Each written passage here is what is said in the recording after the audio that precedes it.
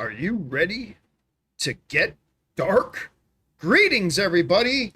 Welcome to John Campea After Dark here on the John Campea YouTube channel, the show where we talk about, those dark things. Cheating on our taxes. Instead of doing your laundry when you should, just turning your underwear inside out to wear it for another 3 days. Deep, dark stuff. That is what we are here to discuss here today. Good to have you here, guys. Here, I'm John Campea, and of course, After Dark is really just open mic. But that's all it is. It's really just open mic with a different, skin on it. We call it John Campea After Dark. And you know what? I tried so hard.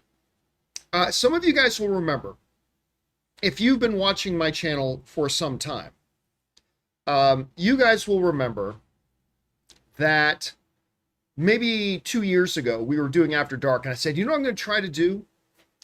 I'm going to try to get go-go dancers for one episode to be in the background.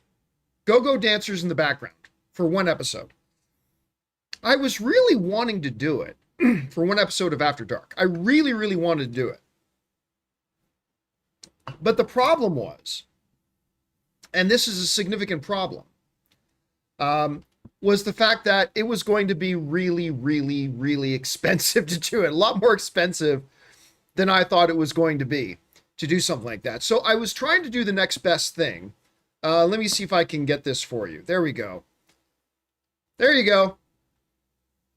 Yep, there you go. There are your dances. I tried to get them in the background. I tried to get them in the background, but I couldn't do it. I couldn't make it happen. I tried to make it happen.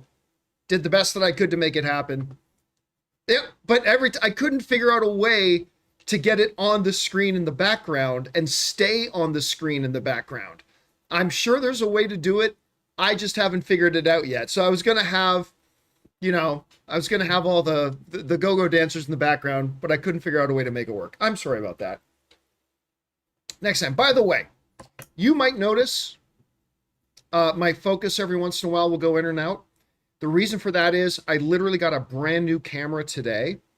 And instead of doing the responsible thing of waiting till I've gone through its paces a little bit before using it on a live show, pardon me, I was just too excited. And I decided to set it up and use it on the live show. So I haven't got the autofocus completely tuned in yet. So you might see it go in and out of focus a little bit. But that's about that. Anyway, guys, thanks so much for being here and joining me tonight. Good to have you guys here. And yeah, we're just going to spend like 45 minutes, an hour together tonight, talking about whatever you guys want to talk about. If you have a topic or an issue or question and you're watching live, and you have to be watching live, go ahead and use the super chat feature to send it in, and we'll get around to answering it in just a bit. Before we do, though, it was interesting on some of the feedback I got. During the last few closing minutes of the John Campea Show earlier today, somebody wrote in something about, John, I appreciate watching, even though I don't agree all the time. And I kind of went off on this little diatribe a bit about how, film is subjective. We're not supposed to agree. You're not supposed to agree with me all the time, even half the time. I mean, whatever, because movies hit us all in different ways, and that's the beautiful thing about movies. And I went on and talked about, and I don't know why I went down this rabbit hole, but I started saying, what ruins fandom isn't George Lucas making bad prequels or J.J. Abrams making a bad sequel or anything like that. I said, that's not what ruins fandom. That's not what ruins fandom. Filmmakers making bad films sometimes doesn't ruin fandom. Filmmakers have always made bad films. As long as films have been made, there have been good films and bad films. So I said, the thing that ruins films, or ruins fandom, I should say, the things that ruin fandom is not filmmakers. It's fans. Fans ruin fandom. And I said, and the main thing that makes fandom ruin fandom is for some people to be unable to say, oh, you like a movie I hate. Cool. I'm glad you like it. I wish I did too, but I don't. See how simple that is? See how simple that is? Instead, what you have is pockets of fandom that have tried to, induce tribalism. And the worst thing about tribalism is that tribes tend to identify themselves by what they hate. Tribes identify themselves by what they hate, rather than identify themselves by what they love.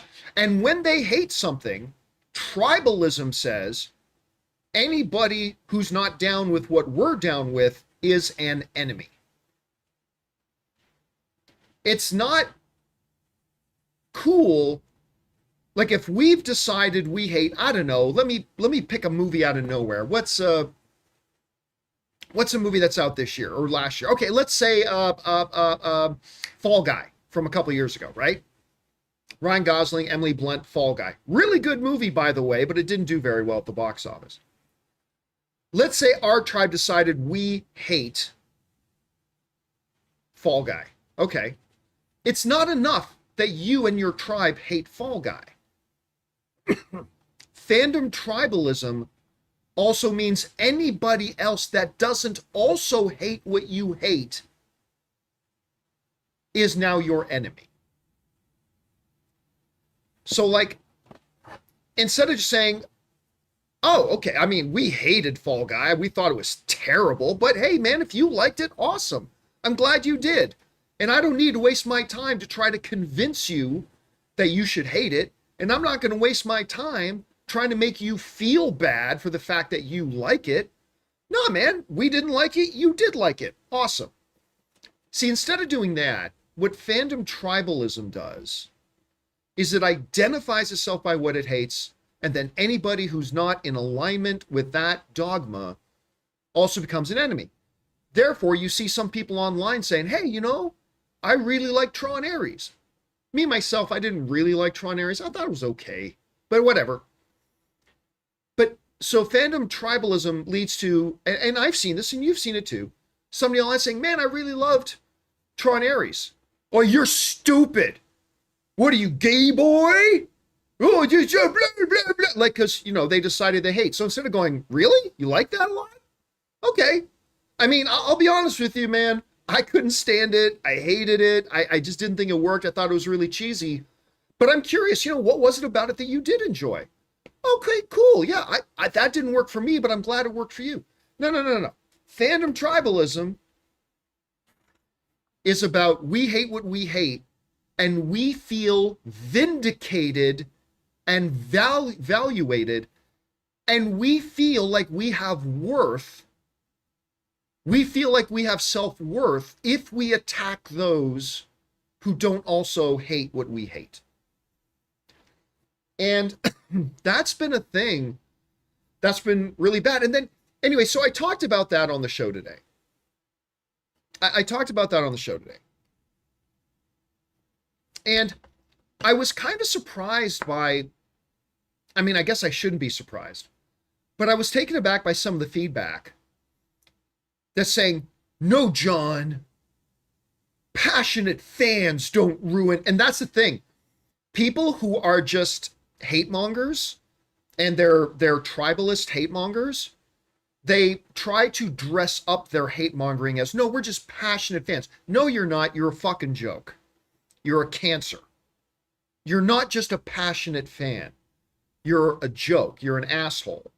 It's okay to hate a movie, but it's not okay to hate other people or attack other people or put other people down just because they didn't also like the movie. Like, I love to me, the original Star Wars trilogy, the greatest things of all time. And I always get people telling me, John, I watched that Star Wars finally. Maybe they're 30 or whatever, 30 years old and whatever. Like, I finally watched Star Wars first time. I don't get it. I didn't think it was all that good. My reaction is, oh man, that sucks. I personally think they're the greatest things of all time, but you know what? They didn't work for you. They didn't work for you. So I had a couple of people respond to me today and say, no, John, passionate fans aren't what ruins fandom. This is what they said. They said, filmmakers who refuse to honor source material are what ruins fandom. I'm sorry. No bad film, no matter how bad the film is, ruins fandom. In the history of film, there have always been terrible movies. Terrible movies do not ruin fandom. Fans ruin fandom. Anyway, so there was that. And then the second thing they said was, which is equally idiotic, and I got to address it, was this notion that they said, filmmakers who don't honor source material. And by the way, I said, hey, just so you know, did you like X-Men Days of Future Past? Yeah, that was badass. You know, it was nothing like the original source material, right? Like, you do know that. Like, you're not just some poser pretending like you know the comic. Like, you do know that X-Men Days of Future Past, which is a great comic book movie, but you do know it was nothing like the comic, right? And did you like Civil War? Yeah. Well, you do know that Civil War was nothing like the comic, right? Was nothing like the storyline in the comics. Like, you know that, right? Anyway, that's a side note. That's a side note. But then they would say something like, and the other thing that ruins fandom is filmmakers who attack the fans. And I'm like, I'm sorry, but I think maybe twice in my career, I've legitimately seen filmmakers attack fans. Twice in my career. Once, I won't name the filmmaker, you probably know who I'm talking about, who literally said the only reason the fan scores of their movie was so low is because fans just weren't smart enough to get it. That was a direct quote. So there was that. And then there was another one back in the early mid 2000s. I can't remember what it was. But what they were basically saying was that they were clearly referencing like when certain filmmakers would call out racist and misogynistic remarks. And here's what happens in these tribal mentalities. The people in these fandom tribalisms, they are the masters of the straw man argument. You know what a straw man argument is, right? Like if you're in a debate and then somebody starts attacking a position that you never said you had. Here's an example. You and I are debating about the benefits, the advantages, which is better, vanilla ice cream or chocolate ice cream? Let's say we're just debating. We're debating the merits of vanilla ice cream and chocolate ice cream. And then I say, well, I just think it's ridiculous that vanilla ice cream eaters think it's okay to kick puppies. I just really have a problem with the fact that it's really telling that vanilla ice cream makers like to kick puppies as a part of their vanilla ice cream. But here's the problem. The people eating vanilla ice cream never once said that, enjoy vanilla ice cream, kick a local puppy. Like, they never said that. You're arguing against something they never said. And what I found is that in these dark, danky, pus-filled, cancerous tribalism corners of fandom, they become the masters of straw man arguments. For example, a filmmaker sees a whole bunch of racist comments and remarks being targeted at one of their actors. Follow me here, because I've seen this play out 1,000 times. Filmmaker sees a bunch of bunch of racist online comments targeted at one of their performers. Filmmaker then comes out and says, there's no place for racist attacks in our movie love. There's no place for this. That sort of hatred doesn't have a place, blah, blah, blah, blah, blah. What the tribalists then do is say, that filmmaker says anyone who didn't like their movie is a racist. That's not what the filmmaker said. I have seen this, guys, play out 1,000 times. A couple of very key misogynistic remarks made against a particular actress, and a filmmaker comes out and speaks against it, says, hey, listen, There's no place for that. You know, I mean, it's really disheartening seeing such misogynistic attitudes and whatever. And then, as sure as the sun rises in the east, the tribalists will come out and say, that filmmaker says anybody who didn't like their film is a misogynist. That is not what they said. That is not what they said. And what happens is these tribalists rely on everybody else's ignorance to not actually look into it. And so whenever you see somebody saying, these filmmakers attack the fans, when I then go and look into it, it's like, nah, they never did attack the fans. What they did was respond to a certain segment of people who did say some really vile shit. And then they deny it. I remember, I mean, I know I'm going off on a thing here, but it's after dark. Forgive me. I remember back when the first trailer for The Force Awakens came out. And of course, you got Finn, right? John Boyega.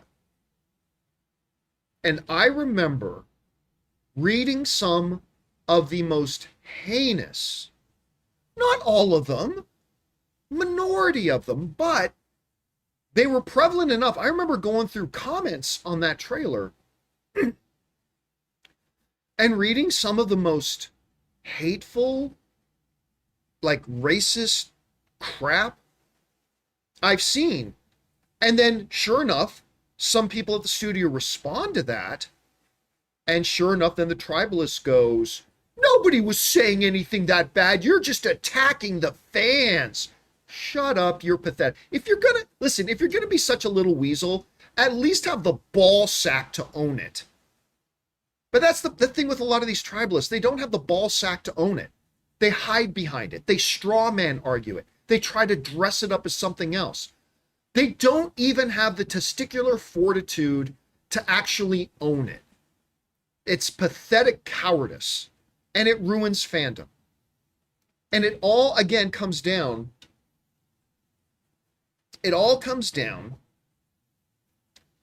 to that one basic premise. If we as film fans, and hey, lest we just point a lot of fingers, let's say all of us could use some work on this. I'll include myself, okay? I'll throw myself into this. The one basic premise that I think cures all of fandom's ills. This one principle that sounds so simple. And if we as fans as a whole embrace this one principle, fandom would be a lot more fun of a place to be. And that principle is, as I mentioned before, the ability to say, hey, you liked a movie I hate? Doesn't change the fact that I hate it. I think it's terrible, but I'm glad you liked it, and I'm glad you got some entertainment out of it. That's great. We have different opinions on it. No problem. I'm glad you liked it. I don't need to try to convince you otherwise. If you want to ask me my opinion, I'll tell you all the reasons why I hated it. But it's okay if you liked it. That's great. If we as film fans, I think if film fans everywhere could just embrace that, I just think fandom would be a much, much more fun place. A much more enjoyable place. A place it used to be a long time ago. And I hope, I don't think it will, but I really hope someday, before I retire, I hope someday we start to see that a little bit. I hope we do. And you know what gives me hope? What gives me hope is that, and I know, I'm sorry, I'm talking way too much here, guys. We'll get over to your questions here in just a second. I remember back about 15 years ago, back when Marvel versus DC was this big thing, right? It started getting kind of toxic. But I also then saw over, as the years started to pass, I started to see it get a lot more civil. Now maybe that's because Marvel just beat the living crap out of the DCEU. I don't know, maybe. And I say that as a guy who liked almost every single one of the DCEU films. But I started to see over time that the edge, the jaggedness, the particular harshness of the rivalry between Marvel fans and DC fans. And there's nothing wrong with fun, friendly rivalry either. But I started seeing the edge wear off a little bit as the years have gone on. And I'm seeing more and more, it's like, I'm not really big on the DC films, or I don't really like the Marvel stuff. But hey, if you like it, that's your thing. I'm more of a DC guy, or I'm more of a Marvel guy. Like, it's become better. I think it's become better. Now, it still exists, because you got these Snyder bros out there that are trying to continue to make it a horrible place to be. But they are the vast minority, and I want to make sure people understand, don't confuse fans of Zack Snyder with Snyder bros. Fans of Zack Snyder are not the same as Snyder bros. It's like Zack Snyder fans are, peaceful, loving members of a religion, and Snyder bros are like the radical extremists of that religion. They're not the same thing. They're two different things. Just because somebody's as an avid fan of Zack Snyder does not make them a Snyder bro. Anyway, but you know what I'm talking about. You know what I'm saying. So, yeah, I just dream of a day, guys, that at some point, we as film fans will always understand that film is subjective and we're all going to like different things, and that's okay. Like Rob and I, right? I love Hook. And Rob was clearly dropped on his head as a baby and does not share my appreciation of Hook. But we always have like really good fun discussions about it. Like, I love Hook, he hates Hook, whatever. I love the Goonies, he hates the Goonies, whatever. He loves the first Star Trek motion picture, Viger, and I hated it. And you know what? It's fine. It's great. And I just wish, and I hope to see someday before I retire, that notion, that idea, that concept, that you're allowed to hate something and love the fact that somebody else likes it. Sounds simple, but it's kind of it's been kind of a challenge to get there. You know what I'm saying? So anyway, guys, I hope you don't mind. By the way, I don't really have a cough. Like, when I'm sitting around, getting caught up on stuff, I don't cough at all. It's just right now I'm in a place where when I'm talking a lot, I start to cough. So forgive me for my coughs tonight, guys. Anyway, with that down, guys, let's get to the real reason why we are here, which is taking your live comments and questions, shall we? So let's jump on over. We already got a bunch that have come in. Let's jump in here. And who are we starting with? We're starting with Al, who writes, one of two. And now this camera's going out of focus. Oh, because you know why? Because it's trying to focus on my head there. If I hide that, I bet it focuses on me. Anyway, it says, you know what? I'm going to fix that. Give me a minute. This is going to bother me if I don't fix this now. Yeah, I got to fix this. Give me 1 second. If I can just get my face, you know what? Getting my face out of it isn't going to change it. Oh, well, this camera's just going to be out of focus. Sorry about that. You know what? Let me get rid of that camera then. Let me see if I can get rid of that camera. There we go. We'll go to this camera. This camera's going to work a little bit better for us. Okay. Al writes, for this Halloween season, I should say, I watched the following. Sonic Night of the Werehog. I'm not familiar with that one. Conjuring 4, Heart Eyes. I know a lot of people liked Heart Eyes. I tried. I couldn't get into it. Anyway, 2020, in the 2020 version of Invisible Man, love that movie. Ghost Tale, Good Boy. You know what? I was really excited about Good Boy. I didn't love it. I was kind of hoping it would be a bit better as a dog guy. Anyway, Monster Squad, Saw X, Abigail, loved Abigail, Goosebumps, Scooby-Doo and the Witch's Ghost, Slender Man, My Hero Academia, Training of the Dead, American Werewolf in London, my all-time favorite horror film, Chainsaw Man movie, Wolfman 2025, and Shelby Oaks, that's Chris's new movie. Any recommendation for next year? Well, whenever somebody asks me for a recommendation around, whether it's Halloween or just for a horror movie in general, I always say the same two movies. These are the ones I always fall back on. One of them you just mentioned, American Werewolf in London. It's my all-time favorite horror movie. Always will, has been my whole life, always will be. The second one I like to recommend, and I'm sure a bunch of you in the live chat know which one I'm going to say, is a little movie that is kind of a satire view of horror movies while also being itself a classic 80s style slasher horror movie. And it's a little film called Behind the Mask, The Rise of Leslie Vernon. It is remarkable. It is absolutely remarkable. It's kind of a The Office and Parks and Rec documentary style comedy for the first two acts, where this documentary crew is following along this guy named Leslie Vernon, who is training to become the next great supernatural serial killer. Because it's in a world where Jason, Freddy, and Michael were all real.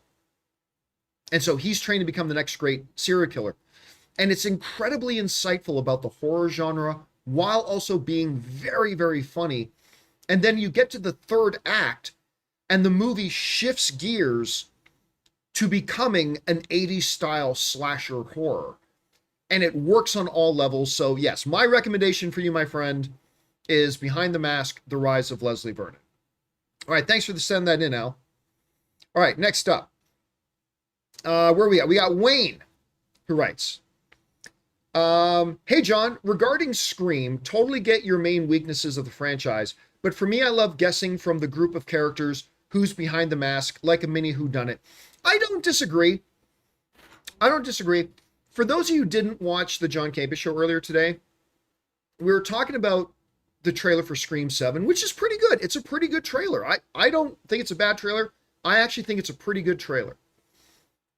But one of the things that the trailer did is that it kind of highlighted for me one of the main weaknesses, if not my actual main weakness of the Scream franchise, which is there's no such thing as Ghostface. There's no Ghostface. Freddy is Freddy. Michael is Michael. Jason is Jason. There is no Ghostface. It's just that every movie is another wannabe copycat who goes to the Halloween store and buys the mask and the robe, who also happens to be a psychopathic murderer. And the reason that this new trailer kind of highlighted that for me is because Ghostface is talking as if he's nostalgic. He's talking as if he actually knows Sidney, which he never does. It's always a new character or several new characters, right? Many of the films, it's multiple people running around as Ghostface doing the killings. And to me, that's always kind of been the big weakness. But I think what you're saying is valid as well, like saying that one of the things that gives the Scream movies that the other horror franchises don't have is an element of a whodunit, like who's Ghostface this time? That's true. I just often find the answers to be kind of ridiculous. You know what I mean? But whatever, that's just me. All right, thanks a lot for that, Wayne. Appreciate that, man. Next up, we got Anthony C., who writes, did you notice that the HQ photo of Dr. Doom on his chest where the clasps are for his cape, they have both logos for Captain Marvel and Thor's hammer? No, they don't. There are symbols on both those clasps that it's kind of like trying to see the rabbit in the clouds. Like there's a cloud overhead. If you look at it a certain way and squint your eyes and turn your head a little bit, maybe you can see a rabbit in the cloud. I think there are symbols on both the clasps that in a way, maybe one could possibly bear a minor resemblance to Mjolnir. And on the other one, it's kind of a star shape. And Captain Marvel has a star shape. I totally admit, I could be totally wrong about this, but I looked at that. I'm like, no, I think that's a stretch. I think that's people stretching and looking for something that's not there. Because I looked at them and I did not see Mjolnir and Captain Marvel's symbol. If we get around to watching Doomsday and the filmmakers tell us that's exactly what it is, okay, so be it. Fair play. But like for me, I looked at that, I'm like, you know what it reminds me of? It reminds me a little bit of when the first trailer for Infinity War came out and we saw Thanos and he had the 3 scars and everybody said, 3 scars, that means Wolverine. Confirmed, Wolverine is going to be in Infinity War. Remember that? That is also kind of the shape of a star. Confirmed. It's a Captain Marvel symbol. I don't know. I don't buy it. Now, again, I could totally be wrong. This is just me as a fan looking at it and speculating, but I don't think that's what it was at all. But we'll find out. We'll find out in about a year and a half. For sure if it is. All right. Next up. Alex writes, what happened to the sports show you did on the side for a little? I get asked that a lot. So Filthy Sports, 2 things happened. One, it just took we suspected it would take too much time and effort, and it did take too much time and effort. We just didn't have the time in the day to do it. And secondly, and I also knew this was a possibility, it just wasn't getting the numbers that I was hoping it would. Now look, I knew when I started up Filthy Sports, just to give myself the gratification of being able to talk about sports, because I don't get to talk about sports very much on this channel. I knew there may not be very many of my normal viewers who would also want to hear us talk about sports. But I was hoping there would be a certain percentage. And it just wasn't. We didn't get the viewership that I was kind of hoping we would get, and it took a lot of effort to do it. Now, I may return and start making videos on Filthy Sports again at some point, but it wasn't worth it to continue it on right now. So we'll see what happens in the future. Thanks for asking though, Alex. All right, next up. Connor Thorne writes, I should say. What are your opinions on college football? I am from Indiana. You guys have a hell of a team this year. And I love that the Hoosiers are actually contenders this year. Feels surreal. I gotta say, I'm not a huge fan of college football. Now, that said, if it's a Saturday afternoon and Ann is out to lunch with one of her friends and I've just got an hour or two to kill, I'll definitely pop on a good college football game if there's one on. And I absolutely get invested once we get down to playoff time. The college football playoff is great. So I definitely kind of get tuned in for that. Ann graduated from USC, so obviously I'm cheering for USC. And I paid USC a lot of money for her multiple degrees. Her second master, she got her second master's and her doctorate from USC. So as far as the amount of money I've given to USC, they should name a wing after me, goddammit. Anyway, so I clearly have a cheering interest for USC. Ohio is great. Georgia's always dangerous. Alabama, 1 week Alabama looks like they are now the worst team in the world, and then all of a sudden they'll pull off some big marquee win the next. I don't know what's going on with Alabama. But at any rate, so I have a passing interest in college football, but I really do get invested once it gets down to near the end of the year. But Indiana is for real this year. Indiana is for real this year. All right. Next up, we've got Patrick Stewart, who sends in a $50 super chat. Patrick, thank you so much, man. I appreciate that very, very much. That's incredibly generous of you, dude. Anyway, Patrick writes, hey, John, happy Halloween to you and the Campea crew. Thank you so much. I appreciate that. My dad and I are finishing up our trick-or-treat setup. We are excited for tomorrow. Have you had a chance to see the newest episodes of Matlock? Season 2 is off to an awesome start so far. Okay, before we talk about Matlock, let me talk about Halloween setup. You know, Ann and I bought our first house about 3.5 years ago now. This house that we're in, this is the first house we ever bought.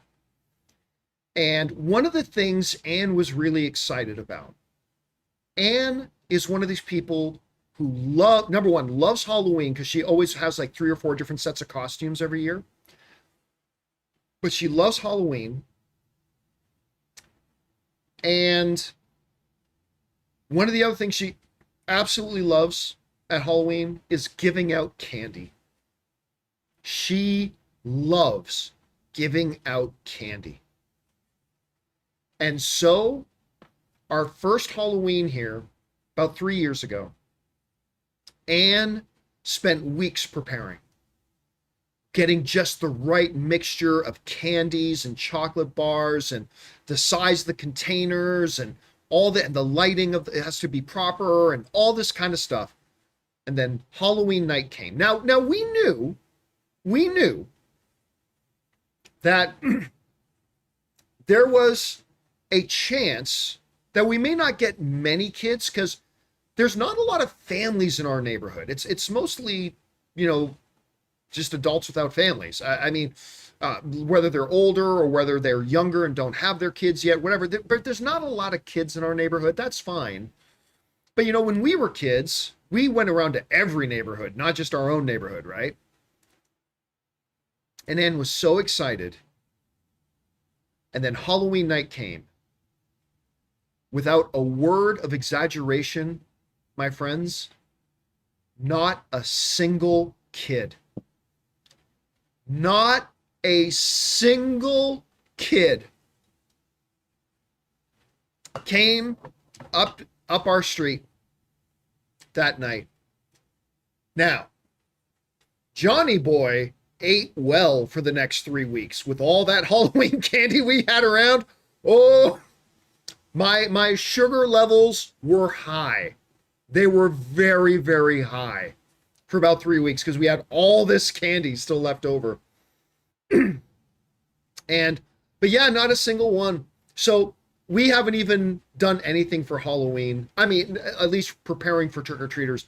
We haven't done anything the last couple of years because we literally have no kids come up and down our street, which really sucks. Now, on to your thing about Matlock.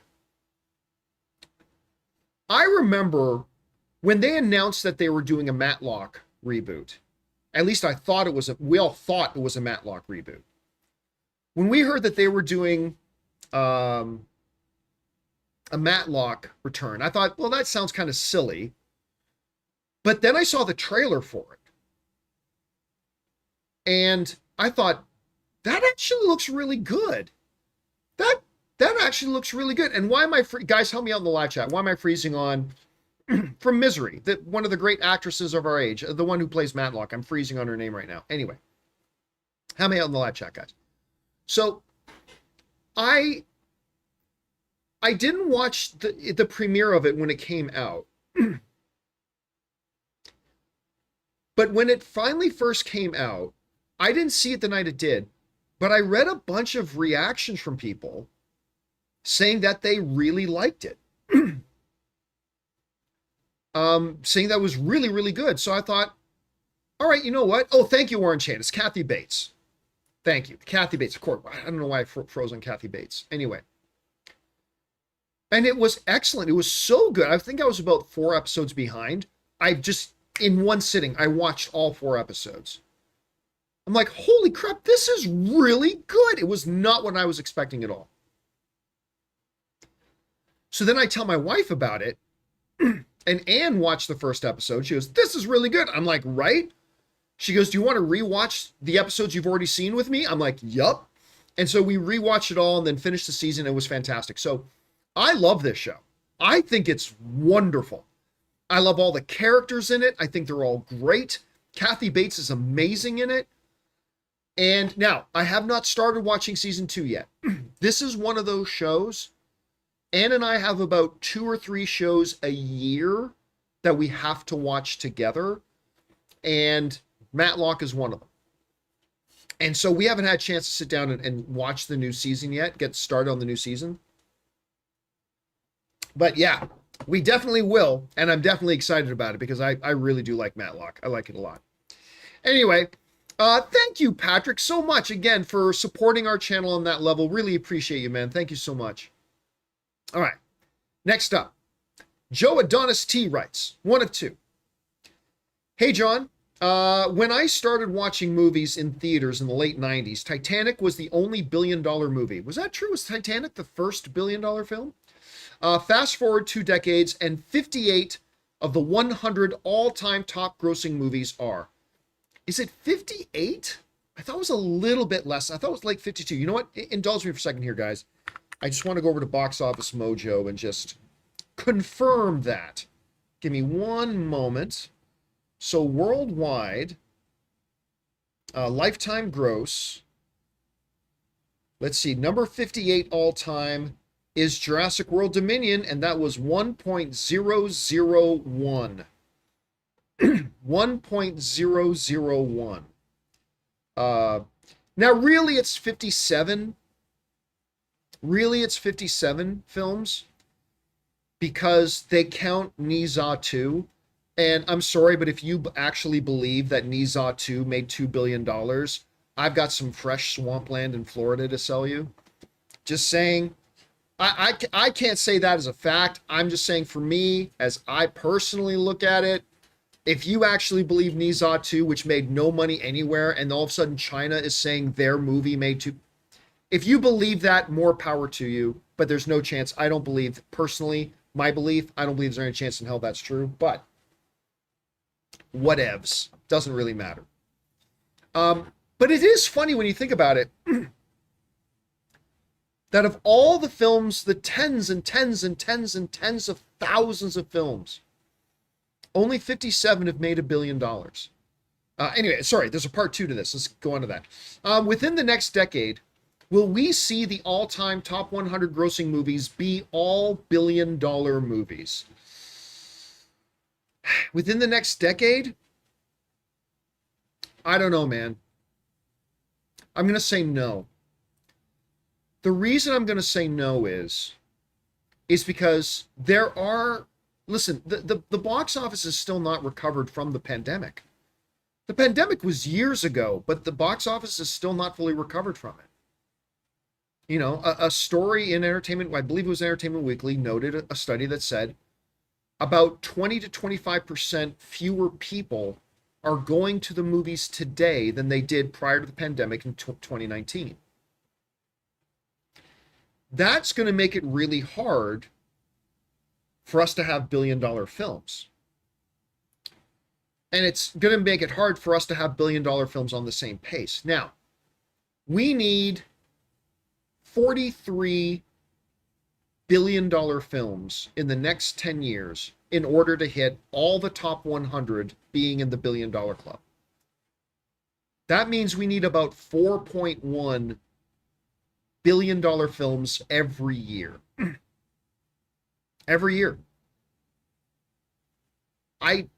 Have we had one this year? I can't even remember. Have we had one this year? I don't know that we've had. Let me double check here. Yeah, Lilo and Stitch. Lilo and Stitch. Minecraft almost did it. Minecraft made 957 million. But this year we've just had one. So in order for us to hit all 100 of the top 100 movies being billion-dollar films, then on average over the next 10 years, we need about 4.1, we need about a little over 4 billion-dollar films every single year. That's tough. That's a tall order. That's a really tall order. I honestly don't know that that's going to be possible. I don't know that that's going to be possible. So I'm going to say no. We will have more billion-dollar films, but can we average 4 a year? Right now, that's hard to see. That's really hard to see. So my guess is no, but here's hoping. Fingers crossed. All right, thanks for that, Joe Adonis. All right, X-Men Superfan writes in, what, in your opinion, is the appeal of Nancy Meyer films? I think the thing about, first of all, Nancy Meyer has some wonderful films. Uh, I mean, as far as, I can't remember exactly how many she's directed. I think she's directed 6 or 7 films, but like the films that she's written, when you're talking about things like What Women Want, and movies of that ilk. Did she do Father of the Bride? Hold a second. Hold a second. Let me see here. Yeah, she did Father of the Bride. And then you also look like Parent Trap, Something's Gotta Give, a bunch of others. I think one of the big things that people find appealing about Nancy Meyer films is I find her movies very relatable. In the sense that every single man, like take what Women Want, every single man wishes we could read women's minds. And we wonder about what it is that runs through their minds all the time. I am married. I am constantly wondering what is going through my wife's mind. I mean, there's that. Father of the Bride. Like, that's a universal experience that Steve Martin is going through, right? That's a universal experience for almost all men who become fathers to daughters, right? So I think there's something that is inherently relatable for a lot of people in the bigger life experiences. Unlike, say, Captain Marvel, where not all of us are going to be infused with the power of an Infinity Stone, so to speak. Unlike, I don't know, 50 Shades of Grey, where if you're a young woman, a very, very small percentage of young women are going to come across billionaire, knockout, gorgeous magazine cover men who also have hearts of gold. That's not relatable. That's not reality for most people. Whereas her films seem to kind of focus on those shared common experiences. And I think that's probably the appeal to a lot of people for those films. I mean, I could be right or could be wrong. If you gave me a day to actually sit down and think about it, maybe I could come up with something better. But that's kind of my thought on that off the top of my head. All right. Let's see. Next up, Mighty Tank 1 writes, if you haven't seen it yet, look up the trailer for Playdate starring Alan Ritchson and Kevin James. Looks like a lot of fun. Dude, we talked about it on the John Campea Show today. And you know what? You're right. It actually looks pretty fun. I mean, it looks dumb. It totally does look dumb. But it looks pretty fun. And we were talking about that on the show a little bit earlier today. I really like Alan Ritchson. I've liked him ever since he was Aquaman in Smallville. But, he's grown on me a lot, like he has for a lot of people, as Reacher. And I really liked him a lot in the Ministry of Ungentlemanly Warfare with Henry Cavill. I thought he was great in that. And I gotta say, it looks like a throwaway little straight to Amazon streaming movie. So be it. It actually looks kind of fun, so I'm looking forward to watching it. All right. Orange Hand writes, a few guest actors who have played Vulcans on Trek came across to me as flat. How do you distinguish good emotionless acting from dull wooden acting? I mean, it all depends on the character. Listen, if an actor is delivering exactly what the director wants for a character, then that's good acting. If an actor is able, like if the director, we're talking about Vulcans here, which are meant to be cold, flat, and emotionless. That's the highest form of Vulcanness, is pure emotionless. So if the director tells an actor, this is how I want you to come across, and they do it exactly as the director wanted it, then that's good acting. That's the job. Listen, I often say, you guys probably heard me say this, that the number one job of a director is to get the best performance possible out of their actors. That's true. That is their number one. That is their number one job, to get the best possible performance out of their actors. And I would say that the opposite side of that coin is true too. The number one job of the actor is to manifest as close as possible what it is the director wants that character to be. The director has a vision for the character. Now it is your job to amass your talent that you've developed and trained over years to try to bring that vision of the director to life. And I mean, I just don't know how you look at characters that are supposed to be cold and emotionless. And if the actor does a great job doing exactly what the director is calling on them to do, to say, well, that's bad acting. I disagree. I wish Rob were here right now. I'd love to hear his take on this because of the whole Vulcan aspect. That's just kind of how I see it. All right, thanks there, Orange Hand. All right, again, X-Men Superfan writes, do you think it was progressive for Batman 66 to hire a Latino actor, Cesar Romero, and a black woman, Eartha Kitt? I think it was really cool. Oh, listen, people today, we don't get and understand. I don't know that Cesar Romero was as much of a thing because, you know, I think I Love Lucy already had Ricky Ricardo and stuff like that, so maybe not as much. But for them to have a black Catwoman, I mean, if those today tribalists I was talking about a little bit earlier, oh my God, if they did that today, woke, woke, that's what they would be today. But it was incredible at that time. You know, Rob and I had this conversation once years ago, but it was kind of analogous also. It was very much parallel to Kirk and Uhura having the first mixed race kiss on screen was in Star Trek. At the time, man, that was breaking all sorts of rules. That was breaking all sorts of taboos that you were not supposed to do. And sure enough, back then, a lot of people had a problem with that. In some ways, we have come far as a culture and society, and there are certain elements in our culture and society that are trying to drag us back to that. Mega. But I mean, but yes, at the time, for them to have a black Catwoman was a really big deal. It was a really, really big deal. All right, next up, we've got Cam, and Cam writes, Twinless is one of my top 5 favorite of the year. Have you seen it? You know what? Here's the funny thing. I remember when the trailer for Twinless came out, and we talked about it on the show. I'm like, this looks really good.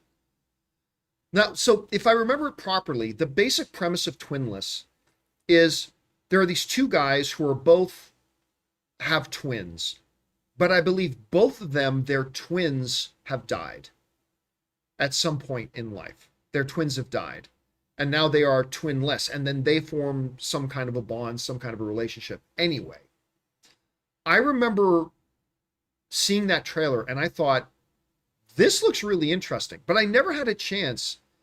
I never had a chance to, get around to watching it. I just never had the opportunity to get around to watch it. And I wish I had, because it looked really good, but I don't recall ever seeing it playing around me. That was a smaller independent film. It didn't have a big marketing budget, so I don't blame him for the fact that it kind of swept past like a ship in the night. But I got to get around to seeing, because I remember I thought it looked really good, and I do want to watch it. So I'm glad you saw it, and I'm glad you enjoyed it. All right, next up. Jarrett writes, hey, John, what will happen to the film/TV industry if the actors and writers for SAG and the WGA go on strike again next year over contract disputes? I don't think that's going to happen. I don't think that's going to happen. But you're asking me what would happen if it did. Industry Armageddon. Industry Armageddon. Look, I know many actors who are in, I personally know many people who are in the Screen Actors Guild. All right. There are friends of mine, a couple of them very dear friends of mine. I know and am friends with several members of the Writers Guild. And they had some very serious issues that they had confronting them, that they needed to confront. I'm not taking any of that away. That said, I remember on my show saying, it is a very difficult situation because on the one hand, there are some very big, important issues and some very big, important wins that the members of SAG and the members of the WGA have to accomplish. 100%, I'm in total agreement. But I don't know if right now is the right time for there to be an industry shutdown strike when we have not even remotely started to recover from the pandemic nearly killing the entire industry.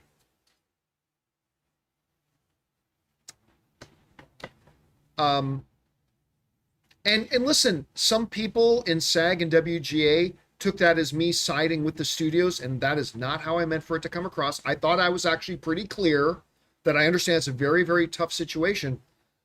But listen, that strike happening when it did and lasting as long as it did, and it's not just SAG and WGA, this is the studio's fault too, completely.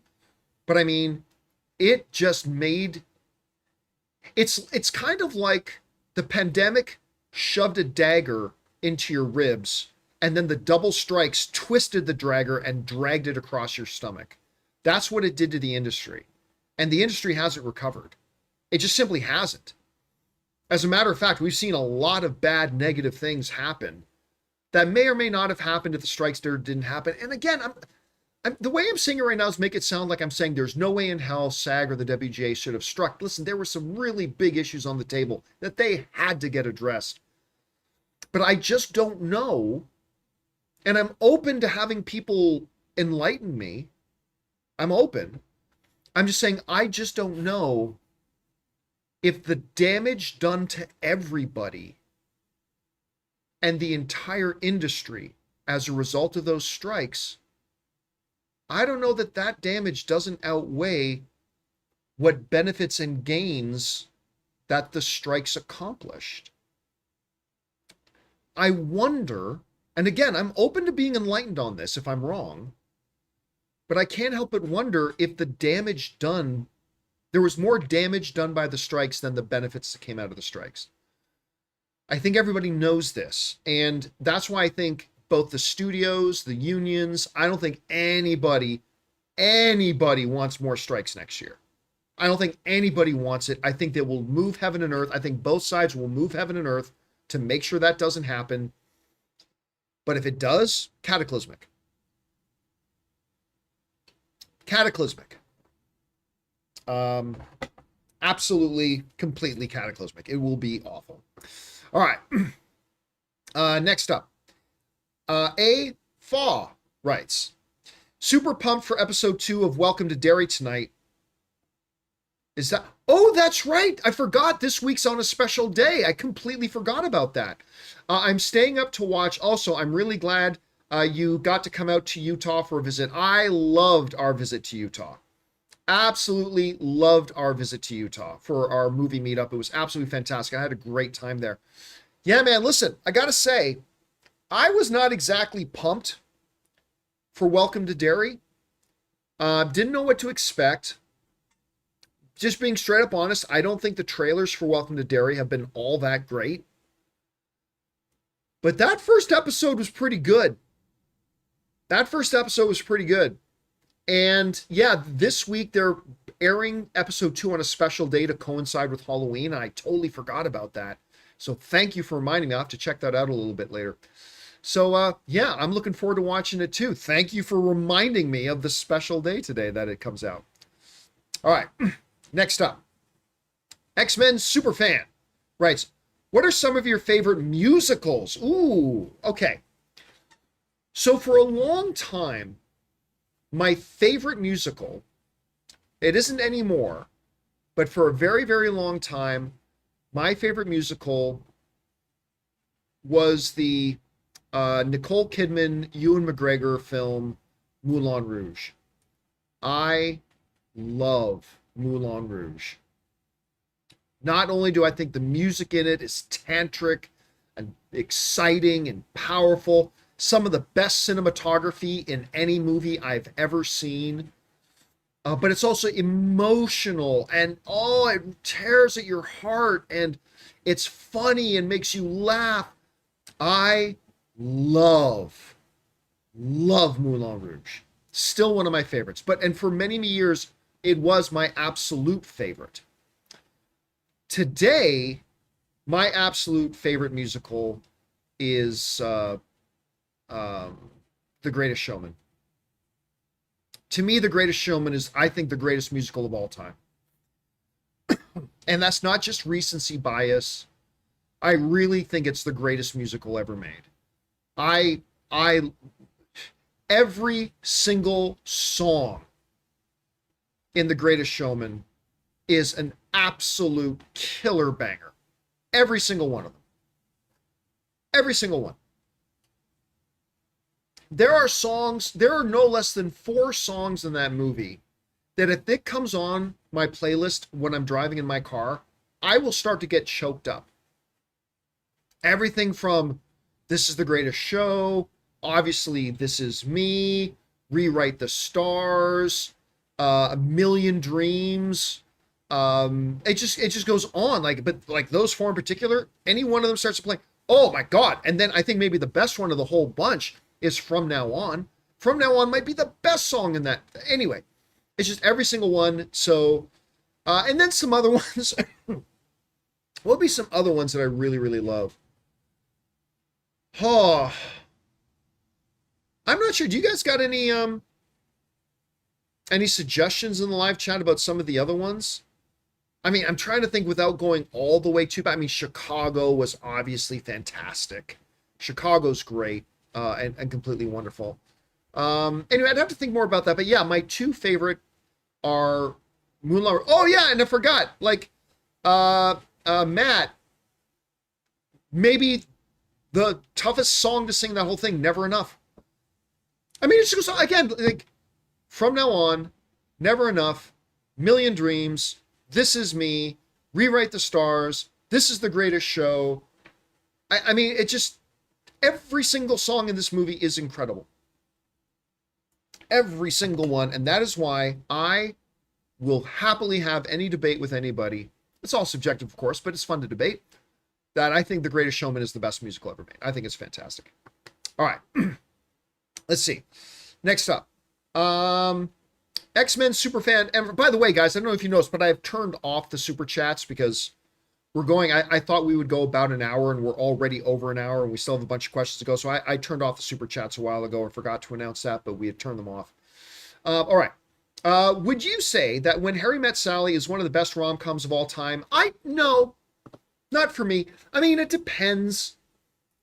Because if you're going to say one of the best of all time, does that need to be in the top 5? Does that need to be in the top 10? Do you mean the top 50? Do you mean the top 100? Like if any's in the top 100, that makes it one of the best of all time? I listen, and I really love When Harry Met Sally. I mean, who doesn't? But no, I mean, it's a movie I really like. I really enjoy. It's a classic. But I myself would not say it's one of the greatest rom-coms of all time. I wouldn't put it in that category myself. But that's just me. I'm sure there would be and you know what? I wouldn't argue against anybody that feels like it does deserve that title of one of the best rom-coms of all time. I wouldn't argue against you. I'm just saying, if you're asking me, I probably wouldn't myself put that tag on it, but I get why many people would. All right. Payne writes, predators are terrible at what they do. If lions went out to hunt and didn't come home because they died, they wouldn't be considered predators. Okay, yes, but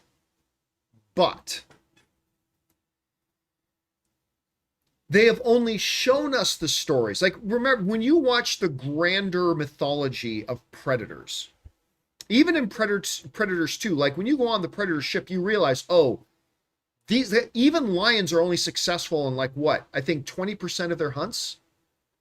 Correct me if I'm wrong. I watch a lot of nature videos on YouTube, but I think it said like lions, only about 20% of their hunts are successful, right? Predators, probably about 95% of their hunts are successful. But those aren't the interesting, fun movies to watch. The interesting, fun movies to watch are the ones where Arnold Schwarzenegger wins, right? And then when you watch Predator Killer of Killers, watch Predator Killer of Killers, then, you truly, even the ones that they lose, they eventually go back and win. I won't give it away, but if you've seen Predator Killer of Killers, even in the rare circumstance, even in the very, very rare circumstance that predators lose, they eventually go back and win. Again, if you've seen Predator Killer of Killers, you'll know what I'm talking about. All right. Next up, we've got Anthony C. who writes, John, why can't my New York Giants catch a break? I'll tell you what. Well, first, let me say this. The rookie they've got at quarterback right now is certainly very good. But the week before, they pulled Wilson as the quarterback. He threw for 400 yards against the Dallas Cowboys. Like, he threw something ridiculous, like right near 400 yards and a whole bunch of touchdowns. And like, he just had one of the single best quarterback performances of the year. Now, the following week wasn't as great, but then they benched him a week and a half after throwing for nearly 400 yards and multiple I think 4 touchdowns. And they benched him and brought in the rookie. Listen, this rookie's got a great future. He really does. And then, of course, Bam Bam Cam Skatteboo, the running back. This kid, he's the Rob Gronkowski version in a running back form. He's a little monster. He's so exciting to watch, and he got injured, and now he's out for the year. And yeah, you're right. The Giants can't catch a break. I'm sorry about that, but it is pretty sucky right now, because I think even people who hate the New York Jets started to kind of root for them because they've been so bad for so long. And by the way, they ran Danny Dimes out of town.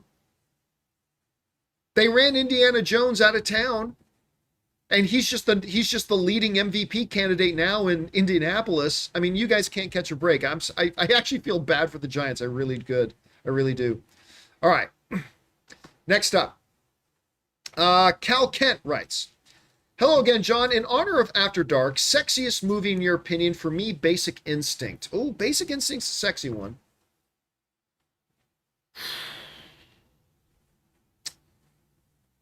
I think the sexiest movie theater appropriate movie I may have ever seen. Okay, 2 of them come to mind. If you ask me this tomorrow, I might give a different answer, but these are just the ones that are coming to mind. What's the one with Matt Dillon and Neve Campbell? What's that one? It's not called Wild Things. I don't think it was called Wild Things. And there's like a 45-second delay on today's stream between when I say something and when you actually hear it. So I'll wait for a second. If you guys can remember, what was the name of that one with Matt Dillon and Neve Campbell and the blonde girl from Starship Troopers? I forget her. I'm forgetting her name right now. But that one was a very, very sexy movie. That was a sexy movie. Wild Things. It was Wild Things. Okay, so I thought Wild Things. No, that's not it. Okay, it was called Wild Things. That's an incredibly sexy movie. Another one, and I cannot for the life of me remember the name of it, but I remember the movie. It's the one with Tilly, Jennifer Tilly, and Gina Gershon. Do you guys remember that one with Jennifer Tilly and Gina Gershon? That was a pretty damn sexy movie too. Again, I can't remember the name of it. I'm sure I'll wait for one of you guys in the live chat. Again, about 45-second delay. I'll wait for one of you guys in the live chat to see if you can remember who it is. Somebody else mentioned, the movie was called Bound. Thank you, Sean. Yes, Bound. That was a pretty sexy movie. Somebody else in the live chat I saw had mentioned 9.5 Weeks.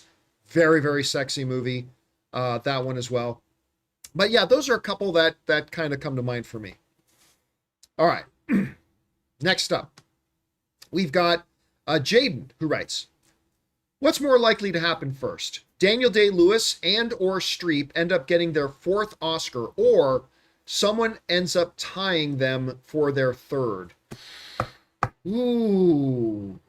Well, listen, now that Daniel Day-Lewis is back in the game and Meryl Streep hasn't left the game, anytime Daniel Day-Lewis is going to be in a movie, he's a threat to win Best Actor. Now, whether he does another one after this one he just did for his son, don't know. We'll wait and find out. Meryl Streep is very much still in the game, and she is still very much the Streep monster. So I'm going to say it is more likely that either Daniel Day-Lewis or Meryl Streep nab their 4th. I think that's the one that's more likely. Good question, man. I like that. All right. Next up, we got Pratty, who writes, one of two. Going through all the reports, it's pretty clear that Paramount didn't even make an offer to Sheridan. It looks like Sheridan had made Paramount Plus his own personal streamer. And Ellison wanted full control of Paramount Plus, and that wouldn't happen with Sheridan still there. That's not true. Jeff Snyder said Sheridan had an ego and likes being the big fish in a small pond. That is true. Oh, yeah. Yeah. Make no mistake about it. Tyler Sheridan, huge ego. Huge. But to be successful in that business, you got to have a bit of that anyway to start with. But then when you have literally knocked it out of the park every single frickin' time, like you're the guy who did Sicario, and you're the guy who did Wind River, and you're the guy who did Hell or High Water, and you're the guy who did Yellowstone, and you're the guy who did 1883, and you're the guy who does Mayor of Kingstown, and you're the guy who did Landman, and yeah, you're going to get a pretty inflated sense of self-worth. Maybe overinflated, maybe way over the top, but when you just churn out hit after hit after hit after hit, you're going to develop a pretty inflated sense of self-worth. It's going to happen. But if you're a good leader, you find a way to manage that. Oh yeah, I even forgot to mention Linus. Linus is another one. If you're David Ellison, if you're a competent head of the company, you find a way to manage that. You find a way to work with that. Listen, nobody has a larger set of egos working under them than Bob Iger does. Historically, he's always been like that. But he's found a way to manage all of those egos and work with all of them. It's something I found challenging too. Listen, when I was running Movie Talk, both at AMC and later at Collider, I swear to God, one of the most frustrating parts of my job, and I remember Dennis and I remember this one time, Dennis and I, sitting in the office, because I felt like every fucking day, I felt like half of my day, every day, was dealing with, because at this point we had like 25 or more people on our staff, right? Every single day, I felt like half of our time was being dedicated to trying to mediate two people on staff butting heads. I'm not going to say who. And I remember one time, some of you may have heard me tell this story before, but I never said what the context was. But I remember this one time, and this was around the time when I was starting to realize I was losing my love for the job. Dennis and I had just had to have one of the staff people in, and we're just going through this conflict going on between them and another one of the staff. And the person left the office, and Dennis and I are sitting there going over the meeting and talking about it. And like, I remember I looked at Dennis and I said, remember when our job used to be coming in here and talking about movies? Remember when that, like, some of you might remember me telling a story about Dennis and I once having to turn to each other and saying, hey, remember when our job used to be coming in and talking about movies? Well, the context of that was coming off yet another person on staff butting heads and having conflict with another person on staff. Listen, and again, at the time, a lot of people were jockeying for position. Everybody was trying to get more screen time. Everybody wanted more promotion for their particular shows. A lot of people were getting catty at other people they thought were getting more attention or were being elevated above them. And it was just like, it was fucking herding cats. Anyway, but yeah, this one time, and we had this one person that was a particular problem. I'm not going to say who it was. We had one person who was a particular problem. And I remember after meeting this person, they left the office. It's just Dennis and I sitting there and just going, remember when our job used to be talking about movies? Remember that? All that is to say that having to deal, and that was on a small scale. That was on a tiny scale, like a little nothing operation like the one we had at Movie Talk. If you're head of a big studio, then you're going to have to deal with that stuff. And you are lucky. It's a good problem to have if one of the biggest, most insufferable egos in the room is Taylor Sheridan, but that also happens to be a guy who is delivering you all your hits. You have to, as the leader, find a way to manage that. I'm not saying I'd be able to do it. That would be a very, very hard job. I'm not saying I'd be able to do it. I'm not saying you'd be able to do it. I'm not saying anybody would be able to do it. But if you want to be the top guy, like David Ellison, you got your daddy to buy this company for you. You got daddy's money to buy this company for you because you wanted to be the new guy in Hollywood. Well, it's not just about showing up to red carpets and having movie stars in pictures with you. You actually got to do the hard work of running that thing. And it ain't easy. You got to manage that. And I'm telling you right now, I don't care how big of an ego Taylor Sheridan had. I don't care how difficult it was. I don't care about any of that. Paramount was able to manage it before you came along. You got to be able to deal with that and manage that situation. And the fact that he so quickly failed at that is concerning. Now look, I'm not saying I want Paramount to take over Warner Brothers, but to be fair, I have liked a lot of the things that Ellison and Skydance have done since taking over Paramount. I think they've made, like, signing the Duffer Brothers, they have a commitment to certain franchises. I think they've done a lot of good things so far. I really do. But I think this Sheridan thing was their first big test about can they handle the heat of being one of the big bosses in Hollywood. And he failed. You can't lose Sheridan if you're Paramount. You just can't. And they did. They lost him. And again, if Bob Iger had been there, would have worked out a deal. Would have worked it out. Would have found a way to make it work. Because that's the job. And he bumbled it. He just did. Now, is this something they can't recover from? Of course you can. It is possible to recover from this. But make no mistake about it. This was a massive blunder on their part, letting Sheridan go. And a huge win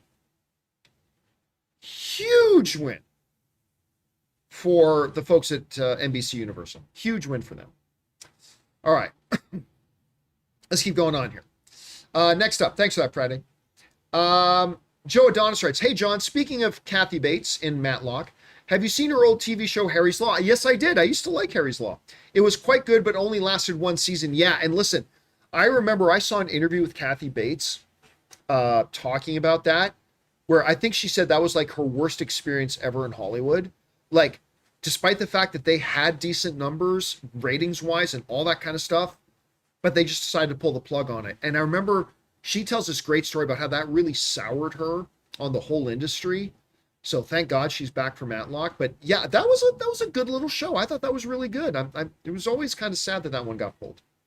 All right, Alex Von Gollum writes, hey, Gio, are you planning on doing an after show for any upcoming TV season? For example, Stranger Things. They are quite fun.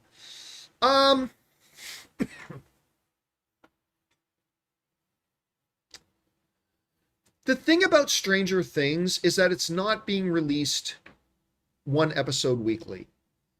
It is very difficult to do after shows when they drop 5 episodes at once, or they drop 4 episodes at once, or they drop 12 episodes at once.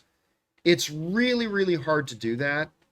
So while we will definitely review Stranger Things as we go along, as they release it in 3 parts, like I think it's, 3 or 4 episodes in one drop, 3 or 4 episodes in another drop, and then a single episode on New Year's Eve to wrap it all up.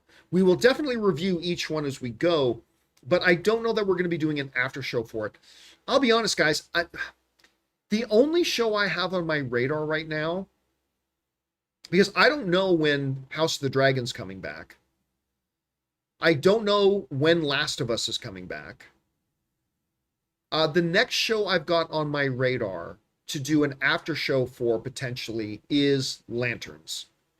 And we don't even know for sure when that's coming out. So I can change my mind, but right now those are the only ones that I really have on my radar. So we'll see how that goes. All right. Let's see. Next up, we've got Jasprit, who writes, hey, John, if you find yourself near Philly on your tour, I recommend the Regal King of Persia, or Persia, a great theater, and has the parking for your van. Well, I appreciate the suggestion. And yeah, probably next year we'll try to hit Philadelphia. It's getting into the winter months now, so I'm not going to go north anymore because I don't want to be driving the van around in winter conditions. So probably come spring and summer next year, we'll look at maybe heading up to Pennsylvania way, hit Pittsburgh, hit Philadelphia, places like that.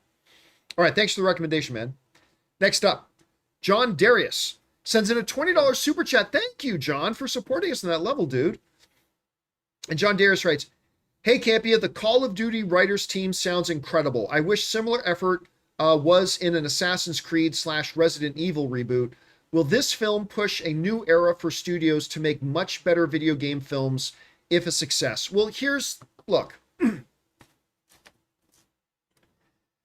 Every studio wants their show to be good. Every studio wants their show to be successful. Every studio wants that. You know, I've just found, John, that we as fans, we fall into this trap of thinking making these shows good is easy. Making great movies is easy. It is a Herculean, near impossible task. That's why when we come across great shows, we celebrate them so much, because it is so gnarly difficult to make them great. It's really hard to make them great. It's not from lack of effort. You know, Aaron Cummings, once said on our show, she said, every time you land a new show, you start practicing your Emmy Award acceptance speech in the mirror. Because every time you just believe this thing is going to end up being great. Whenever they make these shows, whenever they make these movies, they are trying. And they think they have the potential to make them great. It's not just a matter of, oh, hey, Look, do you think maybe now the studio will say, hey, maybe we should make good things? They try. But man, it's hard. And if you want to find the most clueless person in the room, find the one saying, oh, it'll be easy to make that show good. Oh, you're so dumb. You're so dumb. That person is really, really dumb. It's incredibly difficult to do. So, but I would say this, John. I would say this. The fact that they're actually putting the very best people they have. I mean, when it comes to Paramount, you don't have anybody better over there right now than Taylor Sheridan. And Peter Berg is fantastic. So they try on every single one they do. But for them to actually go into their pocket and take out the best of the best that they have available to them right now, and instead of putting them on a different project, they're putting them on this project, that says a lot about where priorities may be shifting. So we'll see how that goes as we move on in the future. All right, next up. Crazy Joe's Concession Stand says, are there any plans for your meet and greet tour to hit Philly? Somebody else was just asking about Philly. At some point next year, yes, we'll hit Pennsylvania, but it's going to have to wait until after the winter. It's going to have to wait till we get into spring, maybe early summer, before we go up that way. But yes, I do want to hit Philadelphia and Pittsburgh, as a matter of fact. All right. Cal Kent writes, John, I remember you saying Peter O'Toole is one of your favorite actors of all time. He absolutely is.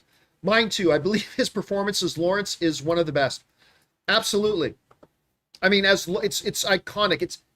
It is his magnum opus. I mean, Lawrence of Arabia is Peter O'Toole's main thing. But for me,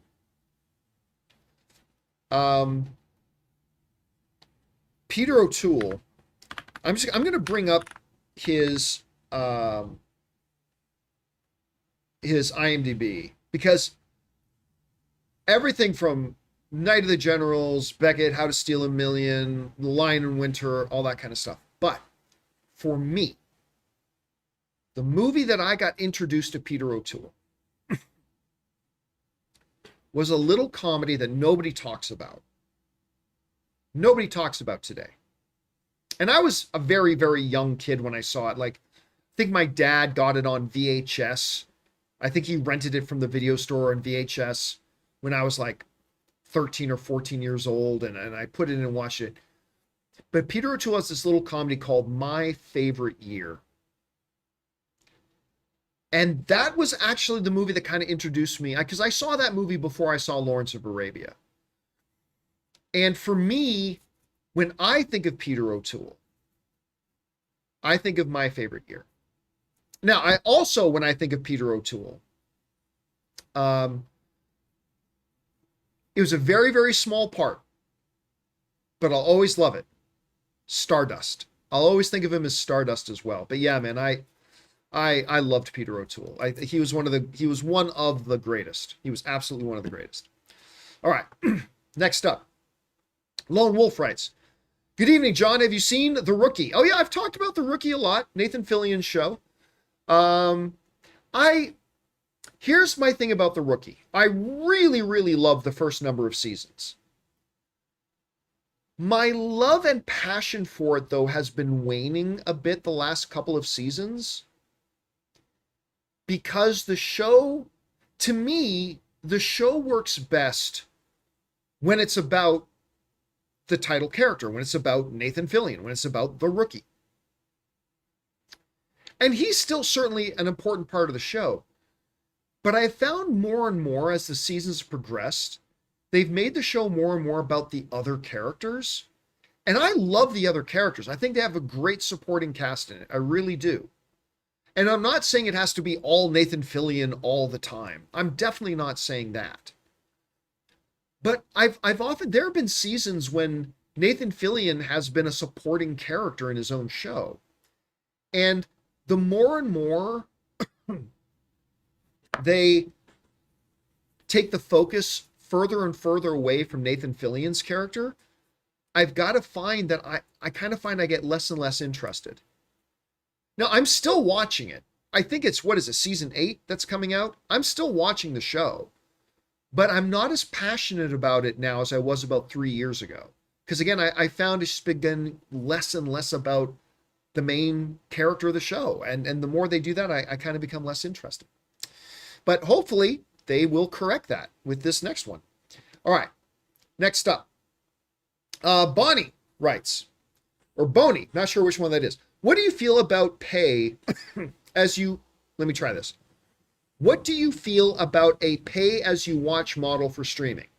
Instead of the $12 a month, maybe a show and 3 movies for $5 and so on. Anything above 3 shows and 7 movies for the full subscription cost.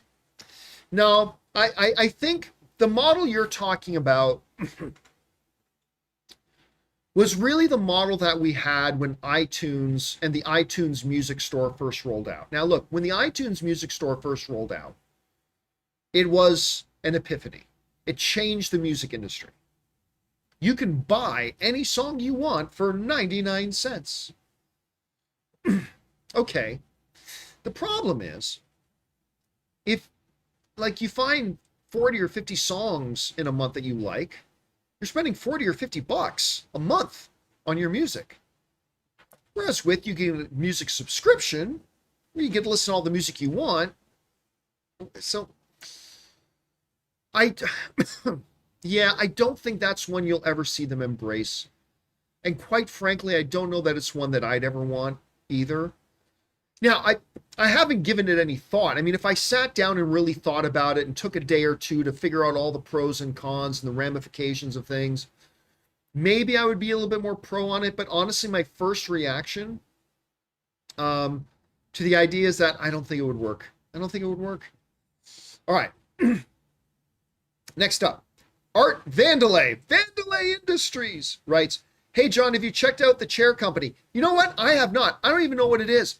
But I do know that when I open up my interface on my Google TV, one of the recommendations is the chair company. And I'm not quite sure what it is. You know, maybe I do know what it is and I'm just forgetting. But off the top of my head, I don't remember what it is. So no, I have not started watching the chair company. All right. Cal Kent writes, John, have you seen The Hot Spot with Don Johnson? I'll be honest with you, I've not even heard of that one. So the answer to that is no. All right. And our final question today, you guys remember I announced a while ago I turned off the super chats. John Darius writes, thank you for being such a highlight for us during the week. Oh, thank you for the kind words, man. I appreciate that. Your passion for film is amazing. Love your work, even when I disagree at times. We're supposed to disagree. That's what being film fans are. Keep up the positivity. We need more of it, especially now. Oh, thank you so much, man. That's very kind of you to say. I appreciate that very much. And, you know, it is not lost on me that here we are on Thursday night, 11:30 p.m. on the East Coast, 8:30 p.m. here. And we got like 650 people in the live chat just hanging out. That's awesome. Like, that's great. That's just, you know, we're just here chatting, talking amongst ourselves, talking to each other, asking questions, answering questions. I mean, it's just, I love this. So thank you so much, everybody, for being here. I really do appreciate it. All right, guys, listen, I am going to take a few more minutes here to take some more questions, but I'm going to take them from you guys in the live chat. So if you guys have a question, look in the live chat right now. And I see what I put in there. I put in all capital letters, question, : If you have a question for me, just so I know you're asking me a question, put in all capital letters, question, : and your question, and I will do my best to answer it. Now, just going to let you know, I'm not going to answer all of them. I'm just going to cherry pick out a couple, and then we're going to call it a night. So don't get mad if I do not answer your question. All right. Rachel Knight online is asking, what's your costume? My 2 costumes are Mr. Fantastic, which I put a picture up of me and Ann as on my social media. And my second costume is Jinu, the demon K-pop singer from K-pop Demon Hunters, because Ann has a Rumi costume. So, yeah. All right, next up. Jay Voller is asking in the live chat, are you looking forward to Rental Family starring Brendan Fraser? Very much. I love those trailers. That movie looks like a Best Picture contender, and maybe Brendan Fraser's next Best Lead Actor nomination, perhaps. I think it looks great. I cannot wait to watch that. Okay. Let's see here. Jay writes, what's on your gaming list? Side note, have you watched Smashing Thing? Do you mean Smashing Machine? I have seen, we've talked about Smashing Machine, but I'm not, if you're not, that's what you're talking about. I don't know what Smashing Thing is. You know, it's funny you ask that, because Ann and I were talking about gaming the other day, and we both started talking about the things we played just a couple of years ago that we'd like to get back to. So last night, Ann reopened Hogwarts Legacy, or Legacy of Hogwarts, whatever it's called, that Harry Potter game. She loaded that one back up. She hadn't played it in a couple of years, so she loaded that one. She's playing that. And I've decided to go back and do another run through on Baldur's Gate. Now, other than that, lately we've just been completely on our Nintendo Switch. We've been on the Switch too. We've been like on that constantly with all the Mario stuff and everything. And the new Donkey Kong, which is pretty fun. But yeah, I think I'm about to load up Baldur's Gate again and take another run through on Baldur's Gate. All right, take a couple more here. Let's see. Where are you? Hydrocatch writes, have you played Marvel Rivals yet? I opened it up. I tried to play it for like 2 minutes. I couldn't get the controls, so I gave up on it. I'm not saying the game isn't great. I just said, if I can't get a game right away, I abandon it immediately. I'm not saying that's a good trait. I'm not saying that's a good trait, but that is one of my traits. If I don't get a game, like if I don't basically figure out how to play a game right within the first few minutes, I turn it off and I give up on it. I know I shouldn't be that way, but I am. All right, let's see.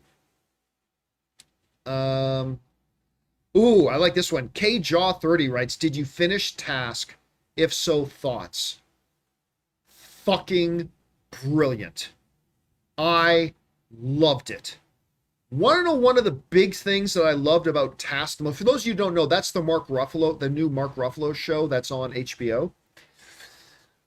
One of the things that I absolutely loved about Task is the fact, you know, in most shows you go, oh, come on, the cops wouldn't do that, or come on, that guy would have figured this out, or come on, that guy wouldn't have figured that out. You know, that happens in even the best of shows. I found everything in Task was, yes, that's exactly what the cops would have gone to talk to those people, and they would have figured this out. Yes, that criminal would have gone to this place, and that's what they would have done with the money. Yeah, like everything that happens in Task, I was always amazed about how this feels very real. Like everything that the characters do, the struggles that they have, the rationale they use, the decisions they make, the conclusions they come to, they all make sense. And I found that very gratifying. I found that very, very gratifying. All right.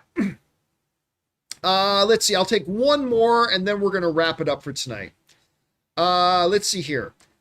Real Timmy Gamer says, what do you drink in your cup? It's a mixture of things. It's always one of two things. It's either Zevia, which is what I normally have in my... I'd say about 65 to 70% of the time, Zevia is in my cup. And the other 30 to 35% of the time, it's Diet Pepsi. So that is normally what is in my cup. All right, guys. And that will do it for tonight's longer than intended version of After Dark, which is really just a glorified, open mic. But anyway, hey guys, listen, thank you so much for being here and joining me on this. Thank you for being fellow movie fans and make what I do fun. So thank you so much for being here. Thank you for being a part of this. Big special thank you again, obviously, to all of you guys who have sent in the questions, number one, because you support our channel, but also you give us great fun things to talk about. So thank you guys so much for that. Don't forget to join me and Robert Meyer Burnett on the show tomorrow. We're looking forward to doing that. That'll do it for me for now, guys. Thanks a lot for being here. And until next time, my friends, bye-bye.